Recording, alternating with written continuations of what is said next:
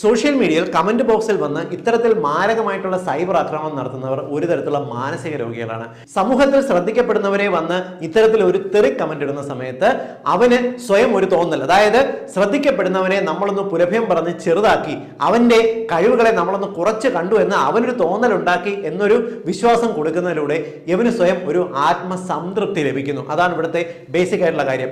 ഇവന്റെ കമന്റിനെ സപ്പോർട്ട് ചെയ്തുകൊണ്ട് 3-4 പേർ വന്ന് കമന്റ് ഇടുമ്പോൾ ഇവന് സ്വയം ഒന്ന് ഉയർന്നതായി ഒരു നേതാവായി തോന്നൽ ഉണ്ടാവുകയും ഇത് അവന് മനസ്സിന് ഒരു സംതൃപ്തി കിട്ടുകയും ചെയ്യും. ഇത് മദ്യപിക്കുന്നത് പോലെ, മയക്കുമരുന്ന് കഴിക്കുന്ന പോലെ തലച്ചോറിനെ ഒന്ന് സ്റ്റിമുലേറ്റ് ചെയ്യുന്ന ഒരു ഘടകമാണ്. അതുകൊണ്ട് തന്നെ ഒരു തവണ ഇങ്ങനെ ചെയ്ത സമയത്ത് ഒരു സംതൃപ്തി കിട്ടിയെങ്കിൽ വീണ്ടും ഇത്തരത്തിലുള്ള കാര്യങ്ങൾ തുടർച്ചയായി പോയി ആക്രമിക്കാനുള്ള ഒരു സാധ്യത അവർക്ക് കൂടി വരുന്നു.